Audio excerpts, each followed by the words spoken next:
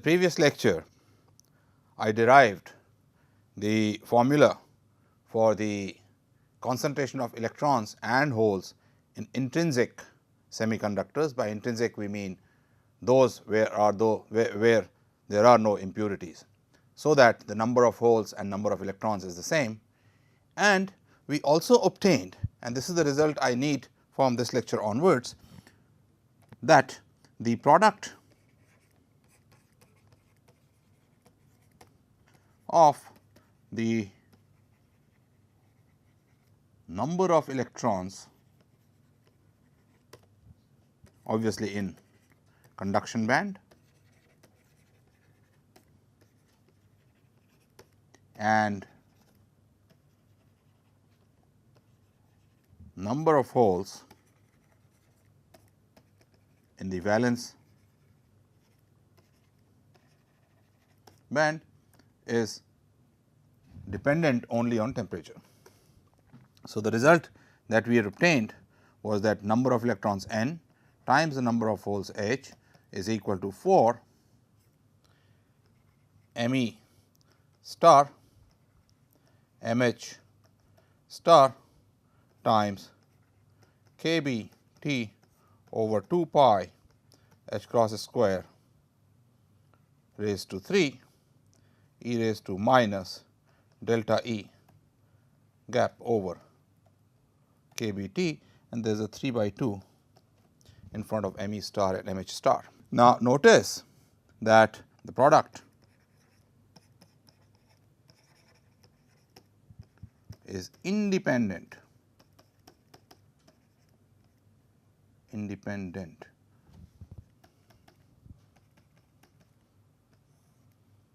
of the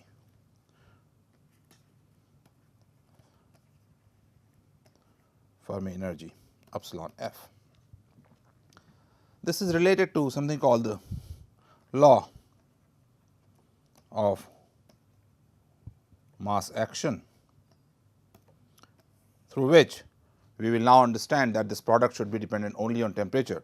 So, irrespective of where the Fermi level is, that means whether I dope the semiconductor, whether I put some impurities by and as a consequence shift its Fermi level, or do not dope it, this product is going to remain the same, and this will come in handy. So, let me just get this result from the law of mass action also. So, which says that if I have these two levels E c, E v, the conduction band on top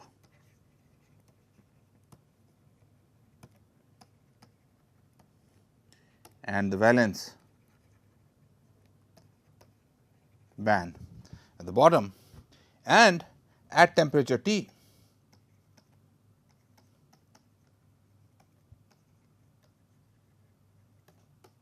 the rate of production of number of electrons in the conduction band would be a function of temperature alone, because higher the temperature, more the photons out here that will excite these electrons to the conduction band. On the other hand, the electrons will also recombine. Electrons will recombine with the holes, and therefore, there will be a reduction because of that in the number of electrons. Dn by dt because of that will be equal to minus, to show that the number of electrons is decreasing, some function of temperature times number of electrons times number of holes. If the product of number of electrons and number of holes is larger, recombination rate will go up, and therefore, dN by dt net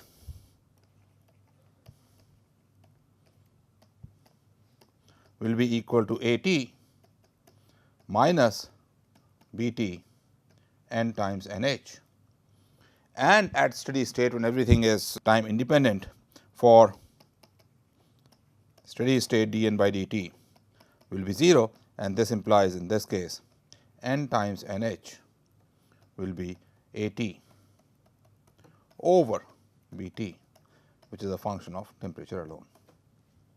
So, no matter where these holes and electrons are being generated from, whether from some impurity levels, whether from some valence band, the product of n times the n holes is going to remain unchanged, and it will depend only on temperature. So, I have argued from the law of mass action also this should be so, and we indeed see it.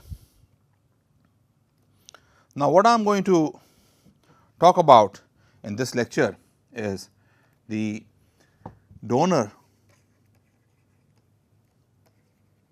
and acceptor levels in semiconductors. So, let me explain what that is. You see, the usefulness of semiconductors arises from the fact that, one, by temperature variation, the charge carriers can vary quite a lot. They actually change exponentially. The dependence of the number of electrons is proportional to e raised to minus delta E over kBT, 2 kBT. And therefore, as you change the temperature, things change exponentially.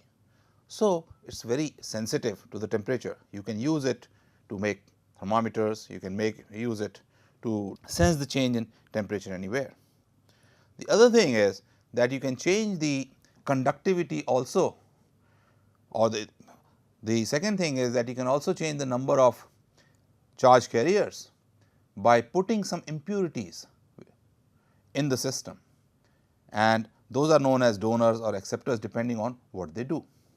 So, these impurities are the impurities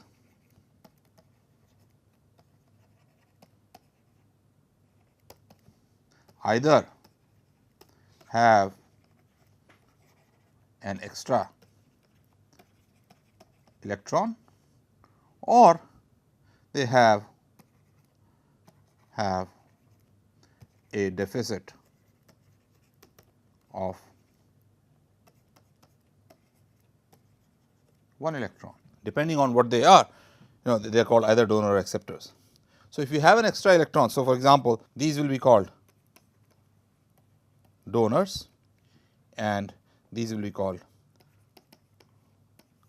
acceptors, and rightly so, because a impurity that has an extra electron gives it to the system and that electron goes into the conduction band. An impurity that has a deficit of 1 electron accepts 1 electron from the system and therefore creates a hole at the top of the valence band. The typical examples for silicon based device are, so if I take intrinsic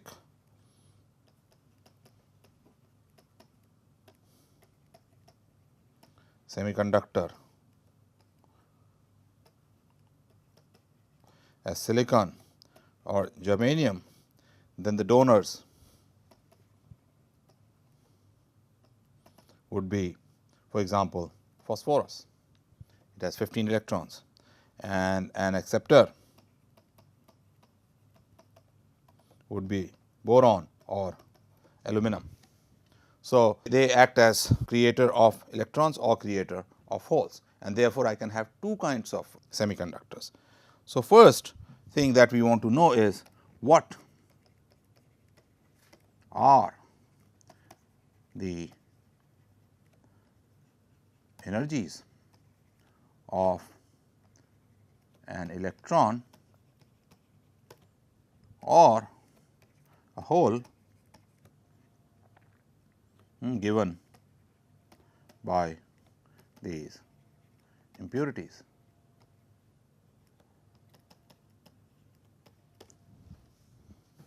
So, let us first look at the donor.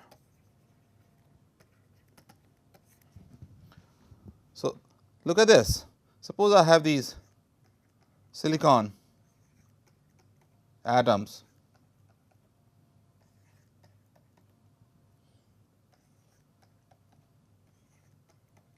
and I put a donor atom here, phosphorus.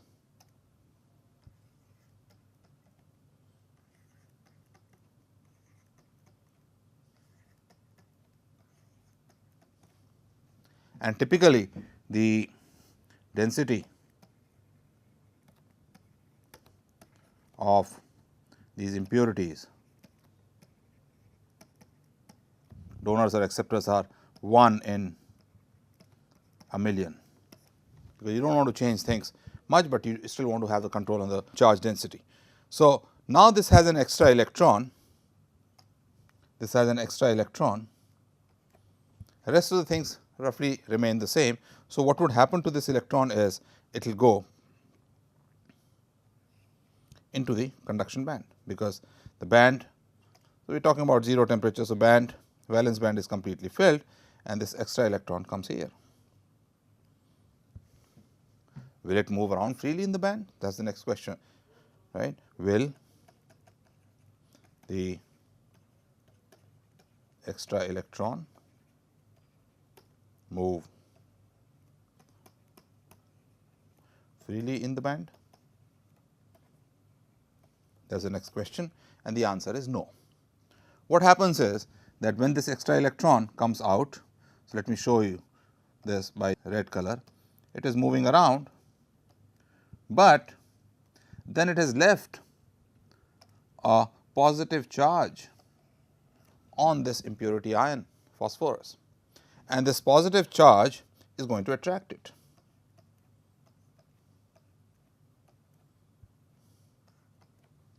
So, it is going to be bound to this, although it will move around, but it will still remain bound, and that binding gives you something called the donor energy level. So, let us see how do I calculate this. Since the impurity is low, I have all these silicon atoms, and then in the middle I have this positive charge and an electron in this medium. I am going to make an approximation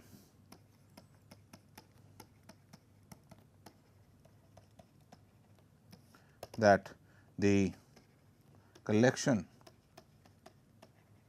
of Si atoms is being treated like a continuous medium. So, in that sense, I am not taking the graininess of this into account. So, the problem I have now is that an electron is moving around a positive charge center in a potential V r, which is 1 over 4 pi epsilon 0 E square over r, the minus sign in front, but there is a epsilon r here. Epsilon r is the dielectric constant of Si or the host system, and the mass of electron, because it is moving in this band, is its effective mass. So, the problem I have to calculate this energy of this electron bound to this system is that it is an electron moving around a unit positive charge, with the potential being given as E square by 4 pi epsilon 0, epsilon relative r, and the kinetic energy is minus h cross square over 2 m E star del square. So, the Hamiltonian of this electron in this medium is minus h cross square over 2 m E star del square minus 1 over 4 pi epsilon 0 E square upon epsilon relative r. This is exactly the hydrogen atom problem. You could even solve for the energy levels using Bohr model, and therefore, the energy that you are going to get E n is going to be minus 13.6 eV, and this will be scaled by this dielectric constant epsilon relative square times m E star divided by m E, right, because I have replaced the mass of the electron by mass of the effective mass of the electron, and therefore, that ratio comes in the energy, and energy also depends on the electronic charge as e raised to 4, and therefore, I get a power of E r square in the denominator, and this and 1 over n square. Now, radius of this electron is also going to be equal to m e epsilon relative over m e star times the Bohr radius n square. So, you see the radius goes bigger by a factor of m e by m e star times the dielectric constant. That makes sense, because now the potential is weaker because of the dielectric constant, mass is lighter. So, electron moves in a much larger radius. If mass is heavier, it will be less. So, you can see now for typically for say silicon or such materials, epsilon relative is of the order of 10 and m e star is of the order of 0.1 m electron, and therefore, you get E n of the order of minus 13.6 divided by 1000, so of the order of MeV, and Rn is of the order of 100 A0 for the ground state.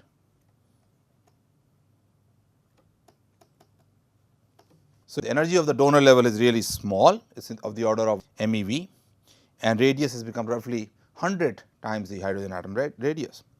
So, you can see that our continuum model, that is the approximation we made that I can treat the silicon atoms distributed as a continuous medium, is justified when I look at Rn, because it comes out to be about 100 atomic radius. So, it will carry about 1000 silicon atoms, which is like bulk.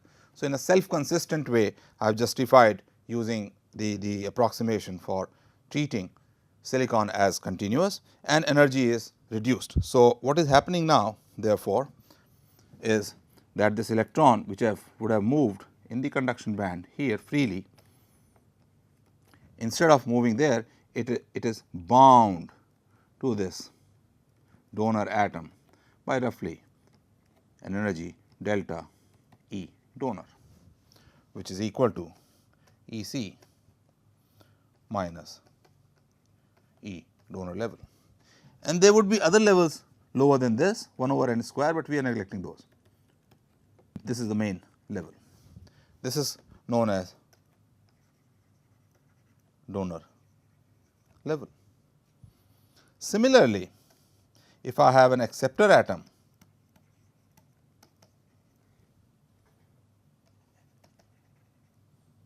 in an acceptor atom what would happen is, I have these silicon atoms,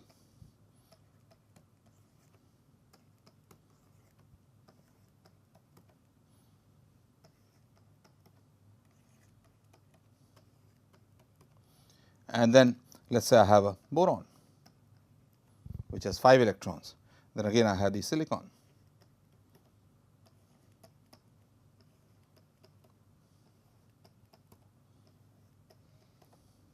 This has 1 less electron. So, therefore, when I look at this valence band, it will be less by 1 electron.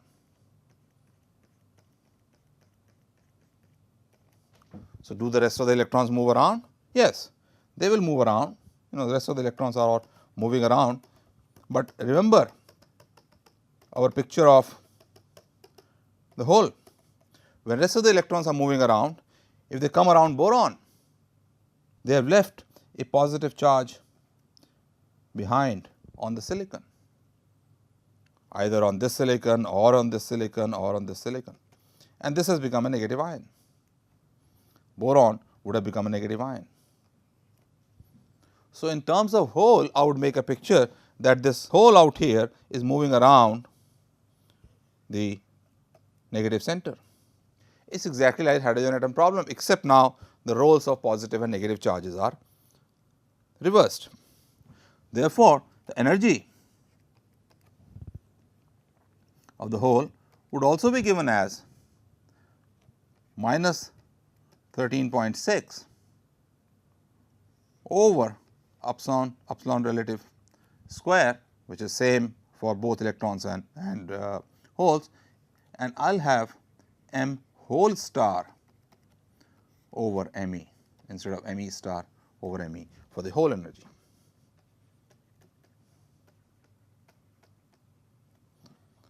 Again, recall our discussion from hole. If this is the valence band, the whole band goes the other way, minus E, and what we are saying is below this are these acceptor levels. In terms of only electron picture, I would make this valence band, and these are the acceptor levels. This hole is in the valence band and it requires some energy before the hole can go to the acceptor level. So, these are known as acceptor levels.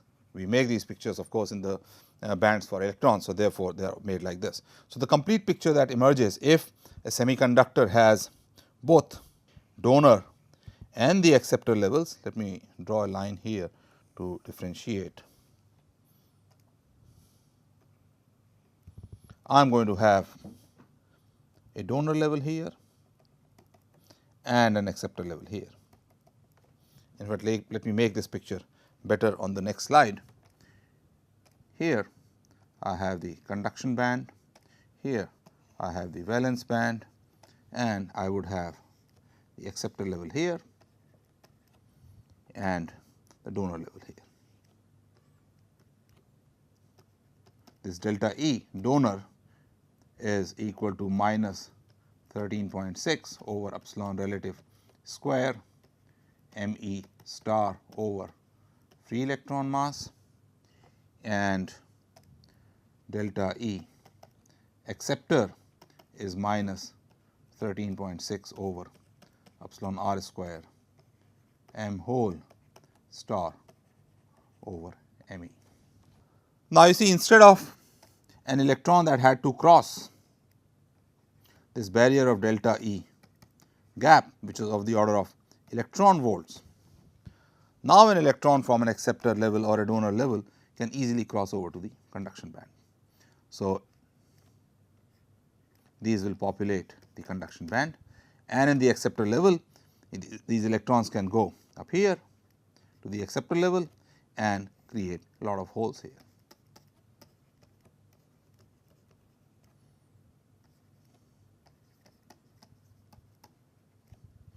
So, by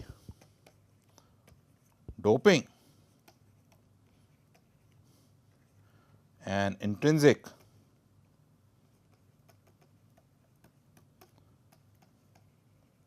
semiconductor, we can increase the electron concentration in the conduction band. If the electron concentration goes up, because n times n whole is constant, it depends only on the temperature, the whole concentration will come down, and these are known as n type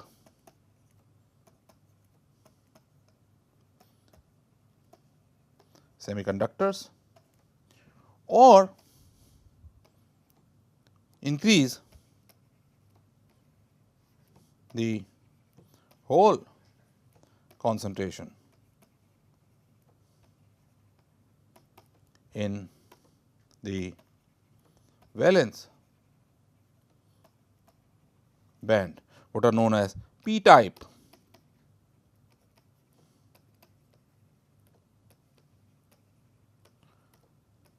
semiconductors. And if I increase the number of holes, number of electrons in the conduction band will go down.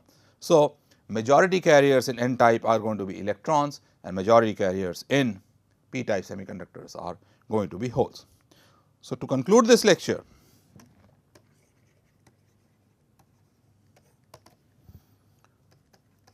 we see that dopants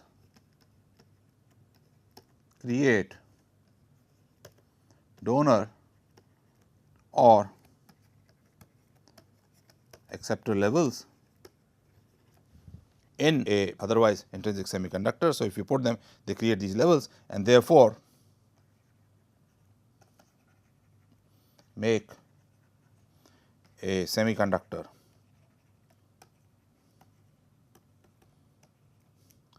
either n type. So, in this electrons are the majority current carriers, or p type holes are the majority current carriers. And this increase in the number of electrons or number of holes comes because delta E donor or delta E acceptor is much less than delta E gap. So, it gives us a fantastic control on the material as to what kind I want to make it and how I wish to use it. In the next lecture, we will calculate the concentrations of electrons and holes and see how they affect the properties of semiconductors when they are doped. Thank you.